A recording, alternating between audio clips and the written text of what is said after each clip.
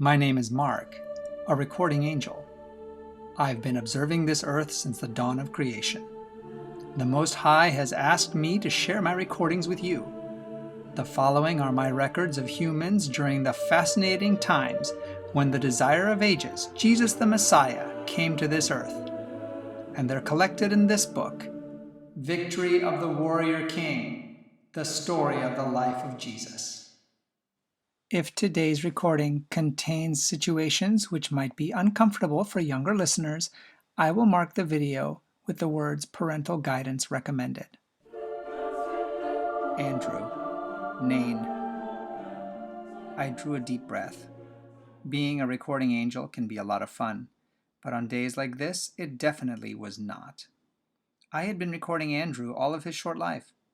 When he had returned from hearing Yeshua of Nazareth preach, his mother was still helping the sick neighbor woman. The fever had spread to Andrew's mother, and Andrew caught it from her. But while she had recovered, Andrew had grown worse. His young body burned with fever as he tossed to and fro, mumbling all night. By the next afternoon, he was dead. His mother's sorrow was uncontrollable. He had been everything that she had left. Now I walked beside her as they carried him to his final resting place. He lay on the open bier carried by 4 of the village young men. Behind him walked his mother, and then the other members of the funeral party. The mourning was loud and sincere. His mother had lost her only son, the only man she was related to apart from her unkind uncle who lived several miles away. Until now she had been able to remain in her dead husband's home that her son would inherit. Now it was no longer hers, for a woman without a husband or a son had no value. As the funeral procession reached the outskirts of the village and headed down the hill toward the cemetery, I saw Yeshua, the human Son of the Almighty, and his group of disciples coming from the other direction. Just to be in his presence filled me with joy. Perhaps today would not be so bad after all. As the funeral party approached, the disciples stepped off the path. It was taboo to touch a dead body, and none of them wanted to be made unclean by it. But Yeshua seemed not to notice. He walked right up to the bier and looked. The pallbearers paused and set it down for him to see. He recognized the young lad immediately. Peter and Andrew and their friend John stepped up behind Yeshua. "Look," Peter said. "It's the little boy with the lunch." "Yeah, with my name," Andrew added. Yeshua nodded. He turned to the boy's mother. "Your son?" he asked. The disciples frowned. Respectable Jewish men did not speak to women who were not a blood relative or a wife. Yeshua always seemed to be forgetting these things. Now he broke another taboo in front of everyone, as he reached out and touched the boy. Andrew put his hand over his face. He had great respect for Yeshua of Nazareth, but his master's forgetfulness when it came to manners was just unbearable at times. Hearing the murmurs of the crowd, he drew his hands back from his eyes and looked. The young lad now sat up on the funeral bier, looking confused. "What happened?" he asked. My son!" His mother screamed, flinging herself on him and covering him with hugs and kisses. Yeshua smiled. The mourners stopped their wailing and started shouting with delight. Then everybody made their way back toward the village. I smiled. Everywhere Yeshua went, he restored the value of those he came in contact with and affirmed them, leaving them feeling loved and treasured by the Almighty. Today was not going to be a bad day, after all. Antonia, Capernaum. "Deborah? Deborah?" Antonia called. "What is it?" asked the young Jewish girl. "I saw the weirdest thing last night," Antonia exclaimed. "I was on the top of our house, looking out across the Sea of Galilee." "You were on top of your house?" Deborah echoed in disbelief. "During that horrible storm?" "Yes. Father hates it when I go up there during storms, but I just love the wind. Yesterday, that young preacher and his friends left from here in a boat." "I was out listening to him preach," Deborah interrupted. "It was wonderful. Where did they go?" "Well, it was the strangest thing. They just got a little way out before the storm blew in. It was a violent one. The wind swept down from the mountains, and the waves were high and rough. The little boat was tossing about like a twig on the rough waters." Your father would be upset with you for being up there in a storm like that, Deborah protested. Some debris could have hit you, or you could have been blown off the roof. I felt safe enough, but Yeshua's disciples must have been panic-stricken. They were trying to bail and row. I couldn't see very well, but I thought they were going to drown. Deborah shuddered.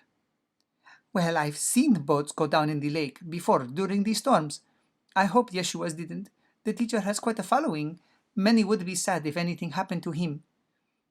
That's the point, Antonia continued. Someone, I think it was him, stood up in the boat and stretched his arms out, and immediately the storm ceased right in the middle of the crashing and the thundering and the waves. Everything stopped. The lake became as smooth as a mirror, and the one who had stood up just continued standing there in the boat. Who in their right mind would stand up in a boat when it was that rough? Deborah smiled. I've heard a lot of things like that about him. Besides healing people, he can turn water into wine. Well, after what I saw last night, I would believe anything about him. I hope he comes back. After seeing that, I would really like to hear what he has to say. I hope he will too. I'm sure he wouldn't mind if you came and listened, although he is one of my people. Antonia laughed. Well, he may be a Jew, but we Romans can do anything we want here. The Galilean girl looked at the ground and said nothing. I'm sorry, said Antonia. Look, you're my best friend, and I don't even mind if you're a Jew. I just wish Yeshua of Nazareth would come back. Deborah nodded. So do I. Antonia, I really don't feel well.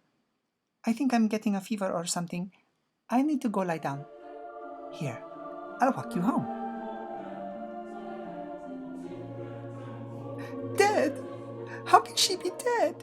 I was talking to her just yesterday. Antonia sobbed. Petronius put his arm around his little mistress. Her mother says she fell ill sometime yesterday. Was she well when you were talking with her? She did complain of a headache and said she needed to go home and lie down. Her mother says this morning they were unable to wake her up, but she was still breathing. Her father, Jairus, set out immediately to find Yeshua of Nazareth, hoping that he could heal her. A few minutes ago she stopped breathing. They've sent a servant to let Jairus know not to bother the rabbi, and to come home and help with funeral preparations. Antonia burst into tears. This can't be happening, she thought. She pulled on her outdoor cloak. Petronius, I'm going over to Deborah's house to see if they will let me mourn with them, she called over her shoulder.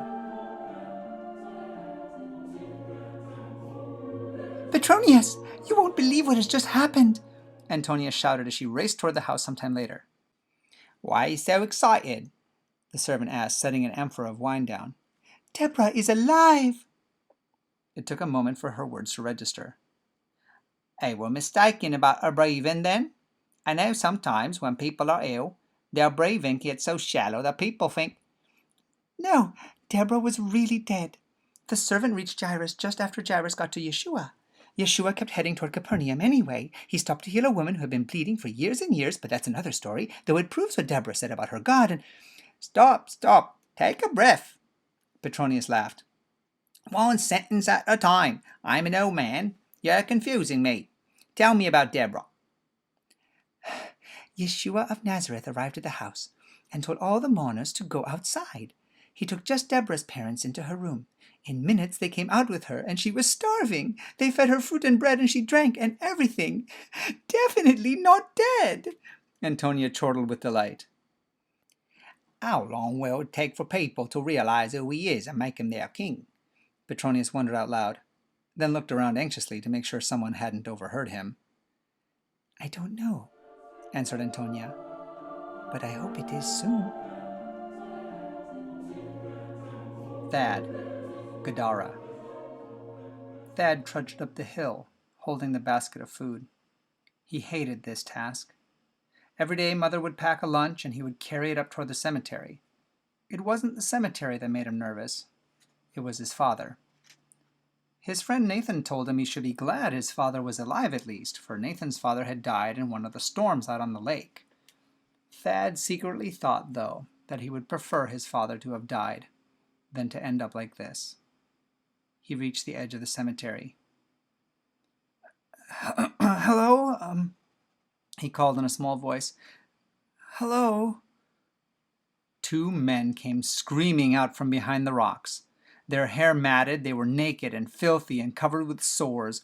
Worst of all, they were insane. Thad dropped the food and ran. The 2 men pounced on the little basket and began clawing and shoving food into their mouths like wild animals. Thad knew they were hungry. Not only did he fear being near them, but it also made him feel sick in the pit of his stomach to see the emaciated, wild man his gentle father had become. Mother said he had had a fever and just never recovered, but the elder in the synagogue said that he had a demon. The boy didn't know what to think, but more and more it seemed that his father was truly turning into a demon, if such a thing was possible. Surely even if father died, it would be less difficult than to see him this way. As Thad sped down the hill from the cemetery, he rounded the corner by the lake and ran into a small group of men walking up the path. "Will you watch where you're going?" one man complained as he and Thad both picked themselves up. The other men just laughed. Someone grabbed Thad's hand and pulled him back to his feet. Don't listen to him. He's just a Zebedee. Those sons of thunder are always thundering about something, he said. The rest laughed again. Thad looked from face to face. What are you running from? Asked the one in the middle. The cemetery. Thad pointed. Back there. What could have you frightened so badly in the cemetery? They asked. Thad frantically searched for words. Should he tell them, or should he make something up?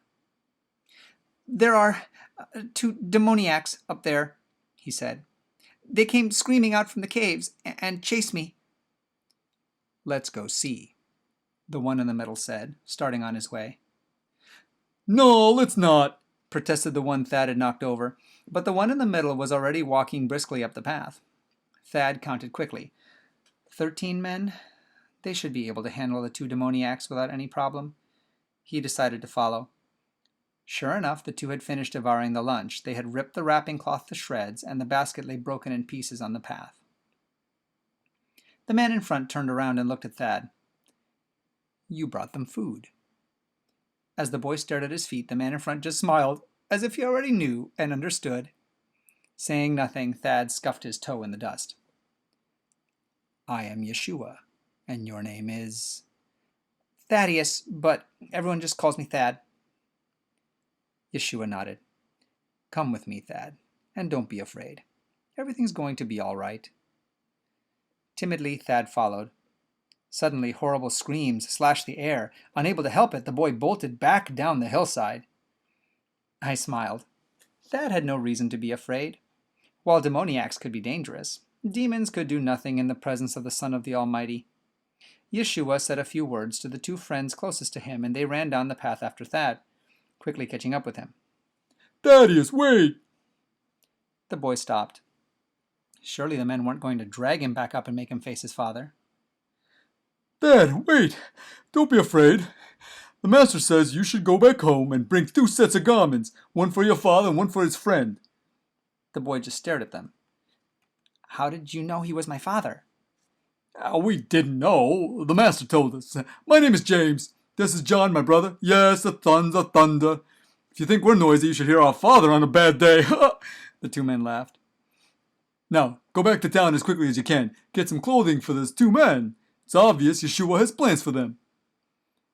But, Thad protested, they tear everything to shreds. They're crazy. They seem to be, but if Yeshua said to do that, you might as well do what he said, because he's very persistent and he can do miracles. There's no telling what's happening up there on the hill now. We want to go back and see. You go get the clothes. I will, the boy shouted over his shoulder. A little flicker of hope gave wings to his feet. He ran all the way back to the village. Quickly he flung open the basket in the corner of their tiny house and pulled out 2 of the robes he could remember his father wearing back in better times. Rummaging around, he found 2 undergarments and a pair of sandals. Wrapping them all in a bundle, he turned and raced up the path. When he reached the cemetery, his mouth dropped open as he stood panting and staring. Yeshua of Nazareth stood in his underclothing, his outer robe wrapped around Thad's father. Another one of Yeshua's friends was also sitting there in only a loincloth, looking extremely uncomfortable and self-conscious. Ah, here he is, Yeshua said, seeing the boy. "Sir, your son Thad has brought you some clothes of your own." In the time that it had taken Thad to reach the village and run back up the hill to the cemetery, Yeshua had apparently helped his father and friend wash in the lake. They looked much better. They returned the clothing to Yeshua and his friend and put on their own. While Thad continued to watch in amazement, Yeshua said, "This is your son, Thad. Remember Thaddeus?" Father glanced around, and then it was his turn to stare. Thad? Baby Thad? The boy started to cry in spite of himself. "I'm not a baby anymore," he said. "I'm 14. "What happened?" his father asked. "Oh, Thad, how did you get so tall?" He flung his arms around his son, who hugged him back and sobbed. "I'm not a baby.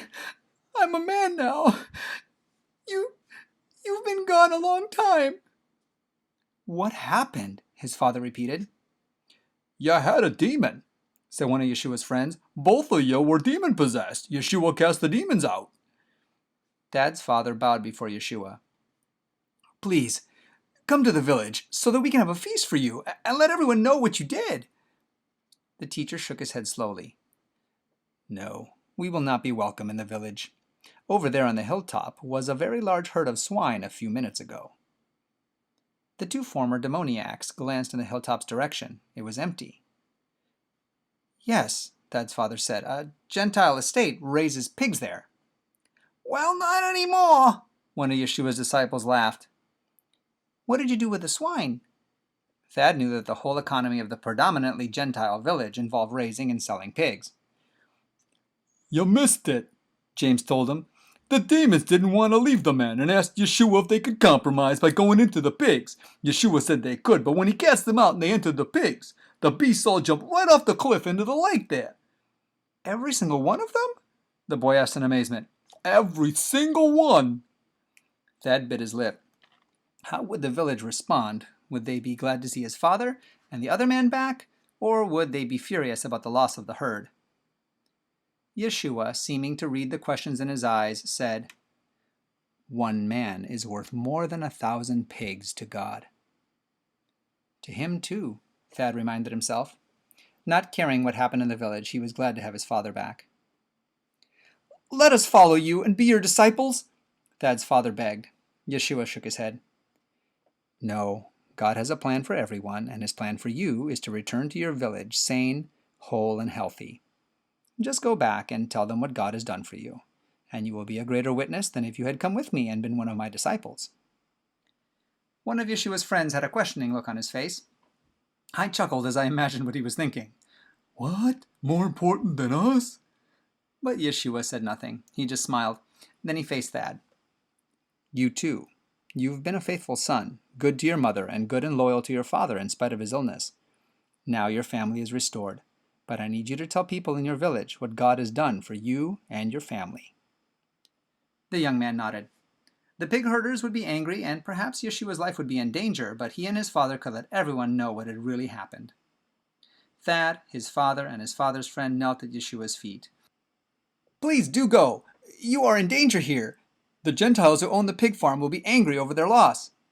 "We will do anything you want," they said. "Anything at all." After Yeshua blessed them, they turned and walked sadly down the path. They had wanted to be with the one who had healed them. But soon the joy of what had happened overwhelmed their sorrow, and they ran the rest of the way back to the village. "Look, look!" Thad shouted to the first person he saw. "My father is back!" This broadcast has come from the book Victory of the Warrior King by Sally Pierson Dillon, with permission from the Review and Herald Publishing Association. This book and the rest of the series, War of the Ages, can be purchased by going to www.adventistbookcenter.com or by calling 1-800-765-6955. I'm your narrator, Austin Backus, and this audio project is a gift to you from my free Christian book ministry, RXF 1888. Please visit our website, www.rxf1888.com, to request free Christian books for both kids and adults.